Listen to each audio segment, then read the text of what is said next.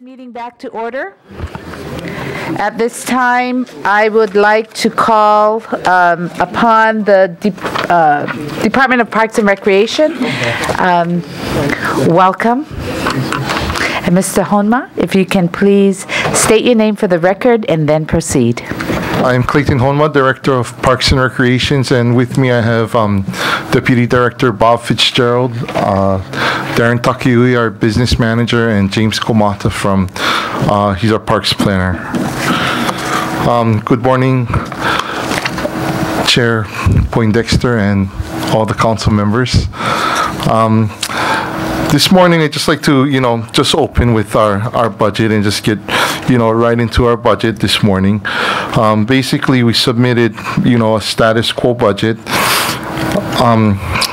with the adjustment for, the furlough days ending. So we had an increase of about $593,000 to adjust for furlough wages. The budget submitted to you was cut by finance to submit a balanced budget by about $820,000. And we're open to adjusting our budget. However, at this point we've cut so much over the years that we're at bare bones. If we continue to make cuts, we're going to be affecting programs, standards, services. Over the last 4 years, we cut our budget by about $3 million, and we've also reduced the number of funded positions, starting off with 15 back in 2008, and currently we're at about 80 unfunded positions. And this doesn't even take into account the number of positions that we've delayed in hiring, just to save money within our budget. Currently, we're making up for the short of staff, with first to work workers, internships, student internships, volunteers, senior employment, RSVP, and volunteers, which include Friends of the Parks, groups that partner up with us to taking care of our parks, and also with our equipment. We've been blessed to have zero-turn radius mowers produced, and they've cut our time of cutting grass at our parks by about, we've reduced it by 50% or better. So, we get more efficiency out of having these types of equipments. But speaking about equipments, we've deferred our equipment purchases over the last 4 years. We haven't purchased equipment, and our equipment is getting old and antiquated and beat up. It's at the point that, some of them are even being condemned without replacement, causing our operation to reprioritize and reschedule their work, to accommodate not having, either trucks or equipment out there to help them. So with that, we're okay up until this point, so far in managing and operating parks, maintenance, and all of its programs. The cuts that we did have in our budget will be affecting us tremendously, and we're looking forward to, making adjustments and working with finance and all of you to, make sure that we can continue to have services provided and programs provided for our communities. Okay, we're open for questions. That was quick. That was good. Councilmember Willie.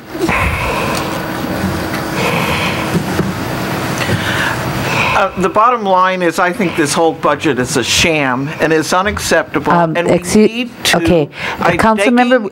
I know, will but go on, and right now, let me just explain something. No. I don't want this to be an attack session, and please watch our behavior. I will have to read the rule of decorum into the record. So please, our behavior on the council, we lead by example. So I ask us to be very respectful of one another. Or I can have the call our clerk to read in the decorum. Let me change it to, I'm very disappointed, and I just think that what's happening in your department with 80 unfunded positions is just unacceptable. In each area, we're just getting down way past what is essential services, and somehow I think we need to split things into what we need to slide by this coming budget and what we do so we don't keep doing something that's absurd. We keep losing valuable people, and it's not that easy to go hire them all back and say we can wait. I mean, you know, your department, we lose more people. I mean, I just take a look at the Waimea Trails and Greenways. I mean, we were there last month, the month before, and you know, you all are saying we've got the archaeological study going, and really you don't. And I'm just looking at it as you're just caught between a rock and a hard place, and we're not doing things that are essential, and therefore we're jeopardizing losing federal funds, large sums of federal funds.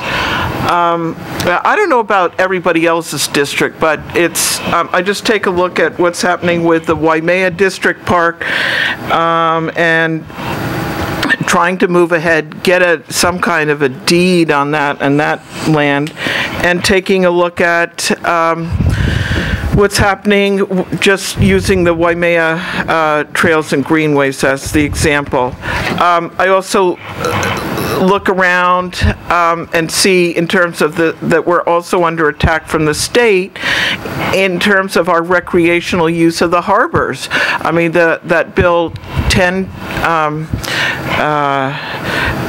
I'm not sure what number, I think it was SB 215, would remove all county input and potentially state input in terms of the use of the submerged lands and harbors, and potentially eliminating our say-so in terms of recreational use. If you take Kauai High Harbor, eliminating, you know, where the shower is, you just start going down and down. And then I look at the amount of drugs that are used, are still coming into Waimea, where there's nothing, where we're trying to engage young people and have opportunities for them to do something. I just really see it. I'm not trying to be undecorous or whatever the appropriate word is. I'm just trying to really be real.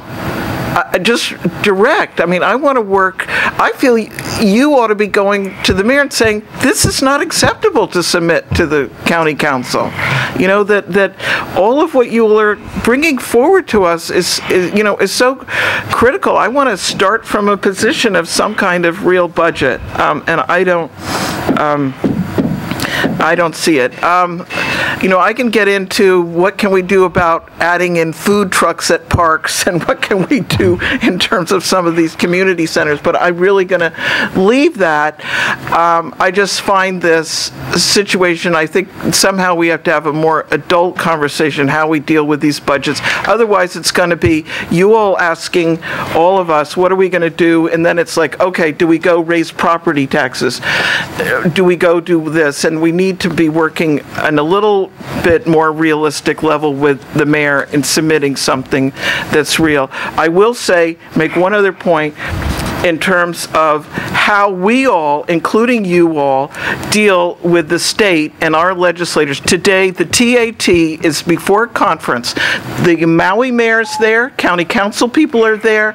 They're taking away keeping the cap so that we will not get the funding we need for lifesavers at the parks, for your park personnel. And yet, if we increase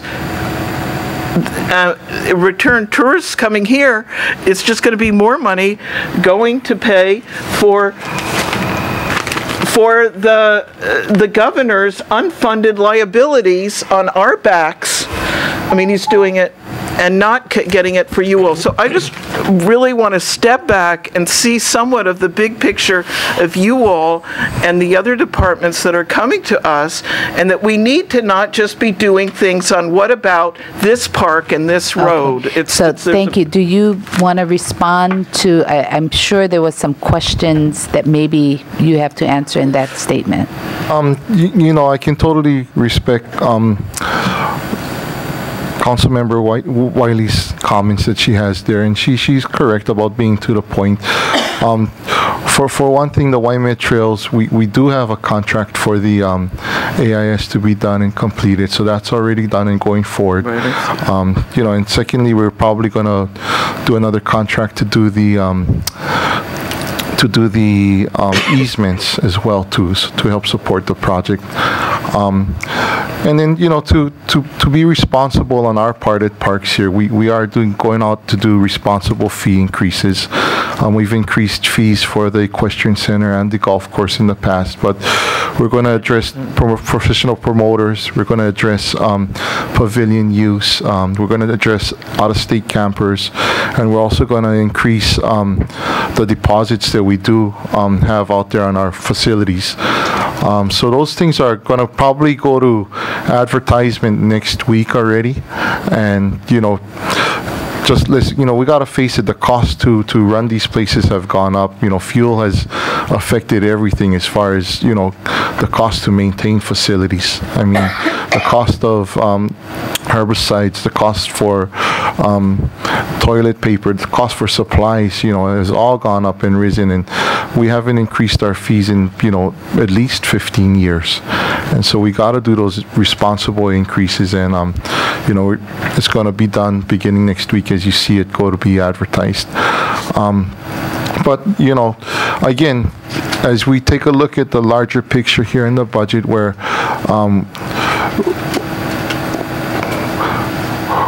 again we have to accommodate on not having any more furlough days, which we could put into the previous budgets. These are the reasons why we see additional cuts to our status quo budget that we submitted, and we got to find ways to be able to make up for the differences already, because I firmly believe that we've looked everywhere to make cuts, and we've done all the necessary cuts that we could make, but like I said earlier, if we cut any more, it's going to start to affect services and programs and the standards that you see at our parks being upkept. Thank you. Thank you. Thank you. Councilmember Onishi? Thank you. Clayton, out of the 80 unfunded positions, how many are from Parks Division? Parks maintenance. Why I say that is that we need to at least continue getting those positions, I guess, filled, because, I see like in elderly folks do that, continue to try and fill whatever positions. And yeah, it's good to help all the seniors. Then I see on recreation side, you folks are always continuing to fill all those positions, right? And yeah, it helps out the youths. But you folks have a number? But we got 26 out of the 80. Wow, it's a lot. Parks maintenance. And because what's happening, to what I understand, is that you having roving crews now that used to just take care of certain parks, and now they got to take this other park because someone left, or they're on workman's comp or so forth. And so the burden to me is that now you kind of overwork these other guys, and that's a possibility of them getting hurt and so forth. Would you like to make a comment? Yeah, we were, Councilmember Onishi, Pat Daly has done a wonderful job in reorganizing and shifting his whole entire operation, and it's admirable in what he's done. He's incorporated, like I said, a lot of volunteer groups and a lot of support to prisoners and what have you to support that, along with roving crews. He also, has learned to create some temporary assignment positions so that we can, make guys available to do other jobs as well there, to diversify in what we do. So, for example, a building maintenance position, we made it so that they could do more painting, so we could tee a park caretaker into painting so we can get some of our painting done and knocked off. But yeah, I mean, we've been able to manage and make do, and oftentimes you'll see the slowness in filling is because there's so much movement going around. So if you fill in a supervisor's position, somebody else moves up, then we got to make all that movement before we actually fill a body at the bottom to have that extra body. So out of the 26 positions you're talking about in parks, how many is park caretakers?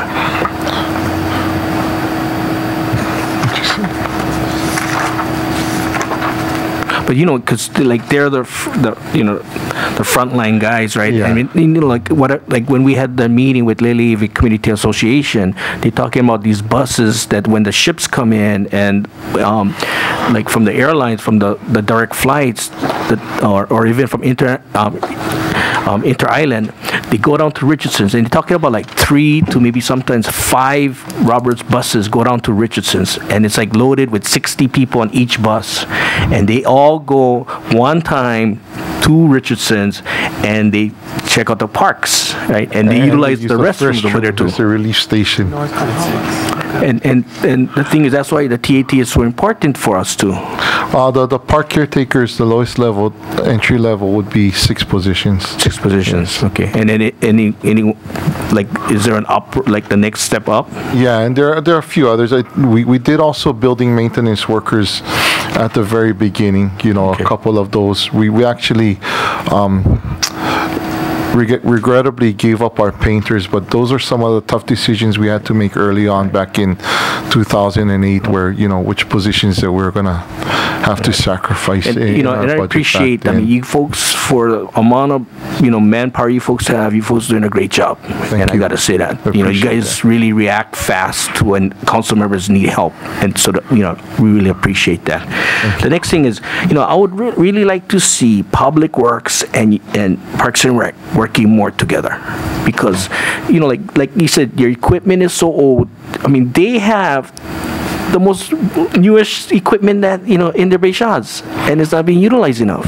And like the tree trimming, for example, right? I mean, they could be helping you folks out a lot, right? I think Director Warren and Deputy Director Brandon Gonzalez has been very helpful in trying to move into that direction. Bob and I have been working with their administration and having them cross over and supporting us. It hasn't been smooth sailing all of the time in having the coordination done, but it's a beginning. We got to start somewhere, and we've begun to start, having support from Public Works come over and do some of our parks projects and working to coordinate things like Banyan Drive, the cutting of the trees. Yeah, good. I mean, all over. I mean, painting of facilities and so on. Yeah, because there's a lot of trees that got to be cut. I mean, for safety-wise too, right? And we also, had meetings with the unions and having the workers come crossover. But, at the end of the day, it's all county facilities. And that's where maybe like finance can maybe help, Parks and Rec and Public Works to get together, because we're going to be saving money in that way. We're going to be utilizing equipment that is not being used where maybe parks can use it, and so forth, and just helping each other out to get more things done, and that's where I think finance maybe can be the mediator that can get you guys more together and working more together, getting things done. The last thing I just want to say is you guys are still doing a great job in keeping our seniors active and also providing them the services. So I really want to see folks continue that with like RSVP, helping them with the volunteer mileage, funding. Okay, CSE with the transportation, because that's a major, to me, section of CSE where it helps out our seniors, get them out of the home, get them socialized in the public, so that way they don't just stay at home and kind of preventive. Yeah, correct. Yeah. Okay, Healthcare. and the last one is nutrition, where continue getting those meals to our seniors who need that, because that sometimes is basically just their only, nutritious meal that they have for the whole day. Yeah, and so thank you very much. Okay, thank you. Thank you, Councilmember Kern. Thank you, Madam Chair. Good morning, gentlemen. And good morning. Thank you guys for what you guys have been doing. You guys have been great to see and provide the services that we desperately need. Look forward to having this conversation be going the other way soon. I don't have any other comments for you guys at this time. I'll talk with you guys face to face. What I would like to say though is what I've seen is the mayor come forth, every department come forth, trying to work within the constraints of the budget that we have. To call it a sham, I don't think. If we're going to shut down Ms. Willie, we need to shut this down over here. What I was talking about is order and decorum, is how our behaviors are. There's how we behave civilly. as Mr. Kern is behaving is civilly. He's speaking in response to, it's our behaviors. Being civil is being respectful towards each other. It's a mutual respect. And that's what I'm talking about, our gestures that says it. And I think, do you have our order and decorum, the rules that we could, do you want to read that so that we can be reminded of that? And what does it say? Madam Clerk, or Madam Chair. Yes. My point is not the tone of his voice. It's that if he's going to shut down another council member for using a certain word, then he needs to stop using the word too. Okay. We can just all be Okay, civil. wait. Hang on. Let me say this. I have heard you also, Ms. Ford, when you respond, you don't give a name, but you also refer to a council member in an underlying way. And that was the same thing that probably Mr. Kern did. So I'm going to ask then that you not do it also, but I'm going to also ask that you not do it also, that none of us do that. If it goes for one, it goes for all. We need to be civil. We are leaders. We lead by example. And we set the tone. If we're setting the tone for attack, I know this is a very, very critical time and budget, and our emotions are running high. But that's where our leadership steps in. We need to be, it's mutual respect. That's all I'm asking. You don't need to read that in Mr. Clerk, but you may continue, but we would leave out. No problem. Okay, thank you very much. No problem. I just think this isn't about any individual. This is about the public's perception. I mean, it has to be a balanced budget. Income and expenditures have to match. And so what we've seen is each department having to take cuts to try to provide those basic services that we need. I just feel that the mayor doesn't just create this, the administration doesn't just create this budget from thin air and says this is what we want. It's because there are constraints that we have to work within. And so if we want to, I want to more than anything, provide the money for each department so we can provide all the services that we absolutely need. So can I ask you, let's keep it between the presentation that is done is a budget presentation and the presentation of the overall program. So let's keep our questions and our discussions based on the program overview and the budget that is before us and the department that is before us, and then thank you. Thank you. Any other council member Ford, and then I'll go to council member Yeo.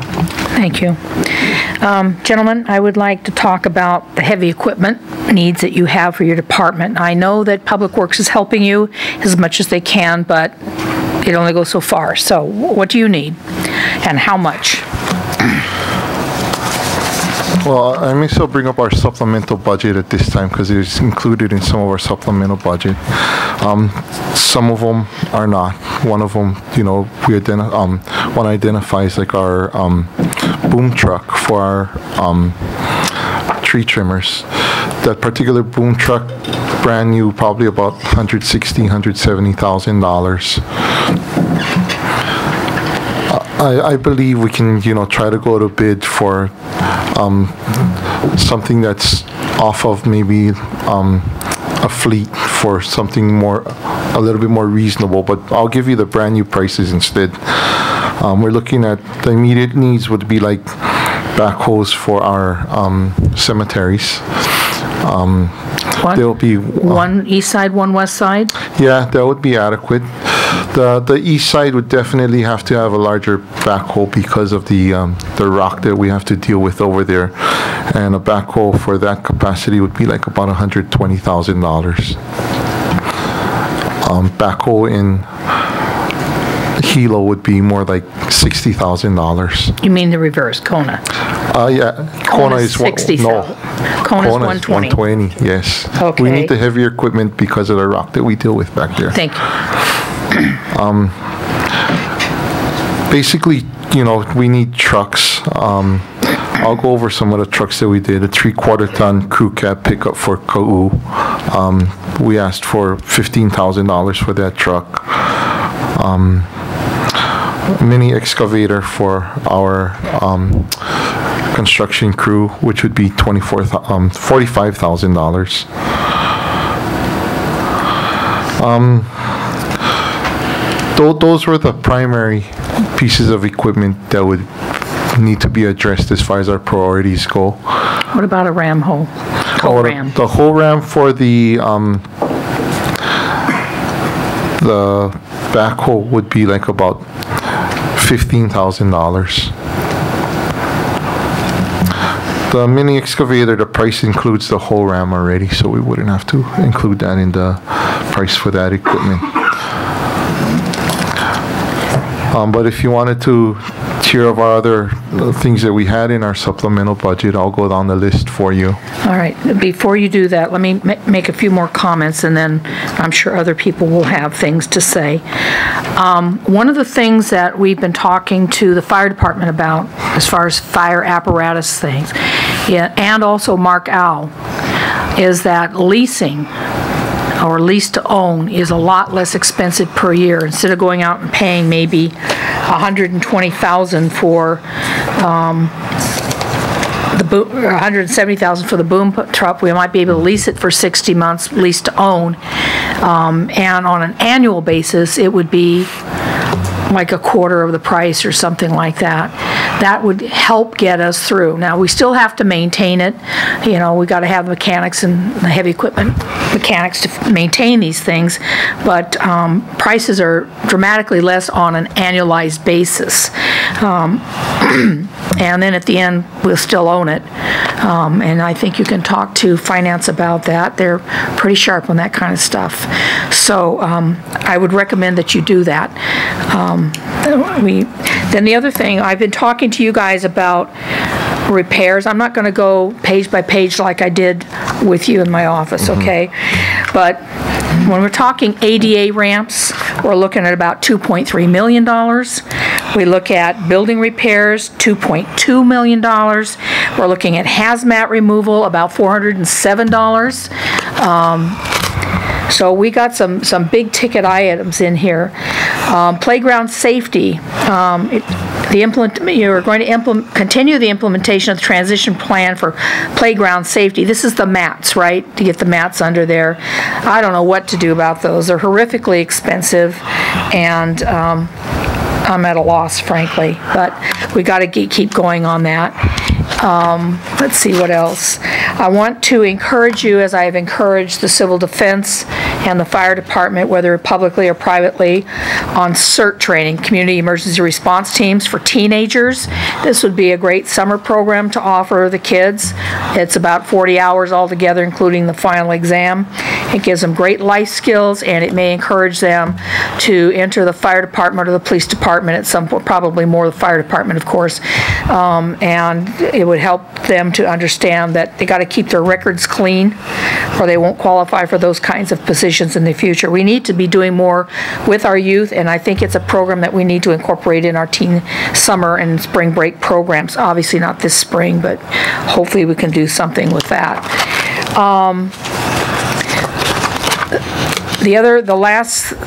Well, I've already talked to you about the solar for the Conewaina thing, so I'm not going to go there. The other thing that I'm going to be scrutinizing very, very carefully is termite control. There is no line item in your budget, again, for termite control. We've talked about it. I'm planning to do something about that. But our buildings are coming down around our ears. We've delayed preventative maintenance, and termite tenting is one of those things. The pest control issue you see on the budget is for outdoors type stuff, fire ants and all that goodies. We've got to start doing more about the termites. We've just neglected this to the point of no return. I will yield. Thank you. Councilmember Elegant? Oh, I'm sorry. Can I get Councilmember Eoff first? Yes, Madam Chair. Thank you. Thank you. Along the same lines as Ms. Ford and actually Mr. Kern, we understand that you would like to have a lot more line items in your budget, and we're cut back practically flat to the same as last year. I am concerned, as Ms. Ford stated, about some of the things that we're letting go that are going to cost a lot more if we don't take care of them sooner. So with the supplemental budget, which I know some things will be put back in, could you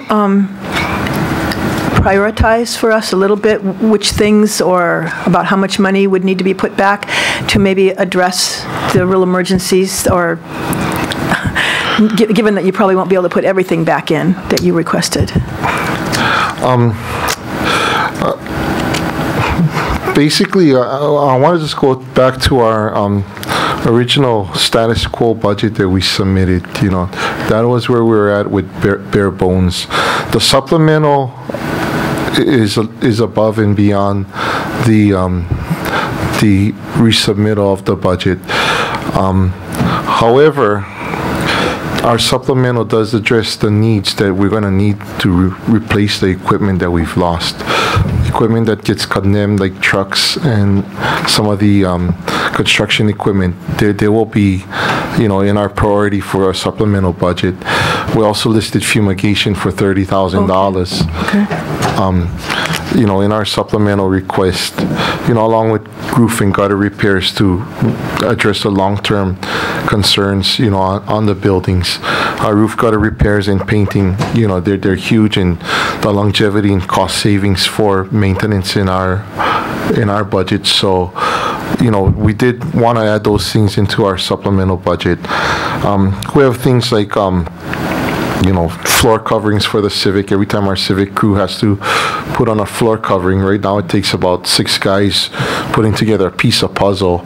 You know, it takes them several hours to do it, but if we can just roll it out and roll it off, you know, it'd be so much more efficient for our guys to work with, and we can be doing many other things, directing their attention to them. But we'll have, you know, we have a set of priorities that we want in our supplementals that we'll be submitting. Do you have an estimate of what that would add in cost? Well, our current supplemental budget we're putting in is about $532,000. Thank you. That's what I wanted to know. Thank you. Thank you. Councilmember Iligan? Thank you, Madam Chair. Director Honma, I just wanted to say, you understand that we have limited resources, and as Councilmember Eoff and Councilmember Kern mentioned, I want to state this for the public that in 2009, that was the highest time. Actually, first things first, our main revenue is property taxes from the county and for the county. And in 2009, the highest we ever received was $225,000.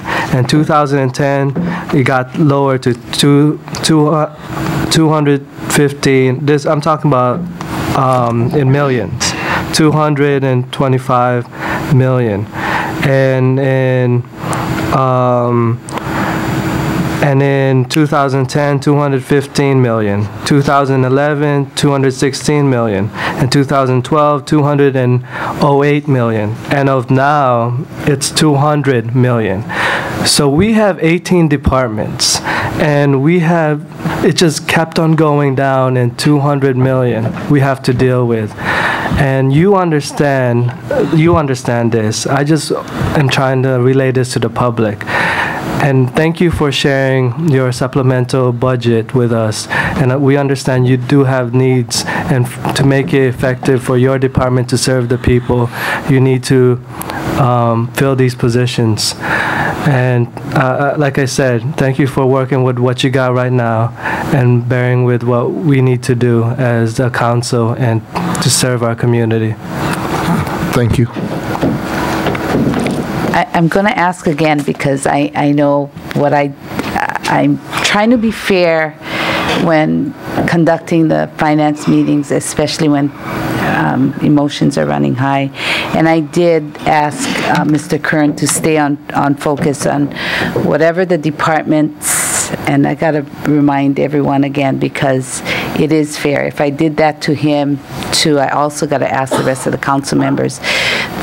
We're doing program review with our departments, and we're also doing the budget review with them on their presentation, so we just need to stick to that dialogue. So thank you very much. Anybody else in the first round? Okay. Councilmember Willie? With respect to North Kohala, I'm wondering about the the courthouse with the hole in the roof. And just as I see, it's a lot of talk, how can we get a senior daycare program going there? And I've got a big push for that, and possibly doing a certified kitchen there. So, but I know the hole in the roof comes first, or the transfer, so. Councilmember Willie, that is one of our projects that we have on board, is to address the hole in the roof. I mean, we have several roofing projects that we did, target, and that's one of the ones that we're targeting. We do have some funds to go ahead and address that roof. So, and the seniors out there, we recognize the need for their programs to be put in there. We also have the Bank of Hawaii building that came on board, but we'll be looking at the roof and possibly not possibly, we'll do some ADA accommodations with that as well too. Okay, and it is great having that you all and the Division of Aging has moved ahead with the Bank of Hawaii building being given with those facilities. I'm right now trying to work out so that the seniors will be able to come over there and video conference and watch and participate, the opportunity to work in these in the county council meetings. And let me just ask you, in that CIP, there's 2.5 million, sort of the Mahu Kona Beach Park. Is that moving ahead, or what sort of a timeline there? And I'll have our parks planner, James, try to answer your questions. On the Mahu Kona project, we've been waiting on the outcome of the KPCT issue on the next door lands, because the design and the EA that were in progress at the time are owned by the owner of that land. So rather than start from scratch, we'd like to get those documents, or get the rights to use those documents, so we can start from there. Otherwise, what this CIP project is going to do is take it over ourselves, and we'll, if we can get funding to pursue it, we'll hire a consultant and do that. Okay, so you're waiting to see that the former surety land is now up for sale, right? And finding out what's happening there is what you're saying before you proceed on this. Yeah, I believe a financial institution on the East Coast now owns the property and the rights that go along with it. So we've been in contact with planning department trying to get the rights to those things, but haven't been successful. And let me just say, one of my concerns is just where you're coordinating on all of these harbor or beach parks is sort of the federal, state, county level interfacing, and it does seem like there's more federal funds, but there's also federal control coming down, and we're going to, whether it's the military or the whatever entity, shipping coming in, and just my concern that somehow local recreation ends up getting pushed down the line, and that we take a strong stand on that. And it does tie into budget where it looks like federal funds, it sort of controls, and a lot of the state legislation that's coming forward again takes away local input and local control. On the harbor one, it says to coordinate on a federal and state level. It doesn't say coordinate on a federal, state, and local level. So it ties to budget. I know it's indirect, but I just think that this is the future of our island, is moving away from having those facilities really available on that, and a really important quality of life area. I mean, I say again, what we discussed. I know you had a concern about the advertisement requirements. I spoke with him about that. He's going to send us some examples. He said while the 30-day period would put us past May 1st, he doesn't think that's a deal breaker. He's willing to support our proposals going forward. I talked to him about sending in 2 applications for his review next week, and he's enthusiastic about it. So thank you. Thank you, Mr. Kamada. I've been trying to express to all the department heads that just because May 1st is, we're not going to make the deadline on a whole bunch of areas, that's no reason not to continue pushing really hard to get this done. I have sent out multiple emails with the application and the explanations and offered to help, as I've told several other departments. And so, just address this department, though. Okay. I mean, I know that you're talking about they already stated that they did. So about the other departments, we'll leave it to the other departments. I just want to be fair because I hope you're not timing this. Yeah, I just want to be fair because I wanted, like with Councilmember Zendo Kern, I wanted to keep it focused on their department. So it was correct that you asked them about the National Guard thing in their department, but regarding the other departments, they are not before us. So I would just want us to keep it focused on the department that is before us. Thank you. How much time do I have? 3 minutes. Thank you. As I was saying, I've talked to the other departments about this because I know a lot of your projects wind up being done through Public Works. You know, some of yours are Public Works types projects. So I've been working with them as well. On Wednesday, the mayor assigned Mr. Lau as to be the administration's point of contact for all of these things. And so I have been working with him on the situation as well, and I will continue to work on that. Which two projects are you putting up right now? Because this is not about just projects in my district. This is about all of our districts. The two that have been identified are the Ali'i Subdivision Park, the new park there. Good. And the second was the second Kanuhale structure at Kailua Park. Okay, very good. And I've got a bunch that I'm hoping will be, my first ones will be Kahuku Park. I've got 3 of them in there that we'll need. I know you're not ready to do those right this second, but I hope that they will come up. And I've asked this council multiple times to please work with the various departments to get their projects that are shovel-ready up on these applications, because we need to get these guys out here. And once we get them out here, once they have enough work to keep them busy for up to 5 years, we can certainly, you know, add more things. So I'm really pleased that you talked to Lieutenant Colonel Hall. He has been absolutely fabulous. I don't know when he's coming out again, but when he does come out again, I want him to start touring the different projects that you're putting on the list. Obviously, in this case, will be Ali'i and the Kanuhale. For the public's benefit, they build from the ground up 2 specs. This is a engineering construction crew. I'm very, very pleased that you're going to have something ready to go to him next week. So thank you very much for the work you're doing. You are taking the lead, as far as I can tell, on getting some of these applications done. Thank you. Thank you. Seeing no other lights and no further discussion, thank you so much for coming before our council with your budget and your program. Thank you. Thank you. We'll take a recess till 1:30. We'll reconvene at 1:30.